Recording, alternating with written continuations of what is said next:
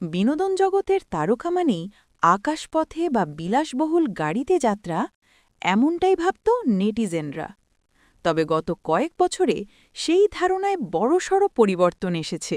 সম্প্রতি সিনেমা বা সিরিজের প্রচারে টলিউডের অনেক তারকাকেই দেখা গিয়েছে ট্রেন বাসে চড়তে। রঘু ডাকাত ছবির প্রচারের সময়ও এমন দৃশ্য দেখে অভ্যস্ত হয়েছেন দর্শকরা।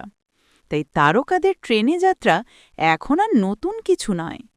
তবে হঠাৎ করেই টলিউড অভিনেত্রী কৌশানী মুখার্জির বন্দে ভারত ট্রেনে চড়ার একটি ভিডিও সামাজিক যোগাযোগ মাধ্যমে ভাইরাল হতেই শুরু হয়েছে তুমুল আলোচনা ও সমালোচনা।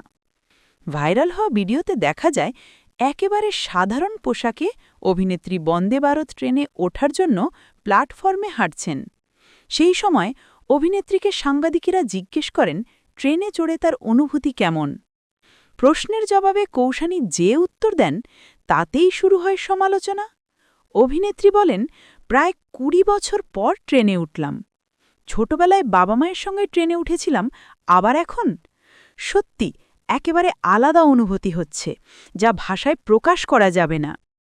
কৌশানীর এই মন্তব্য শুনেই নেটিজেনরা বেশ কটাক্ষ করছেন। একজন কমেন্ট বক্সে লিখেছেন, তাহলে শেষ যখন ট্রেনে চেপেছিলেন তখন আপনার বয়স কত ছিল? আরেকজন লিখেছেন, এখন সব নতুন নাটক শুরু হয়েছে।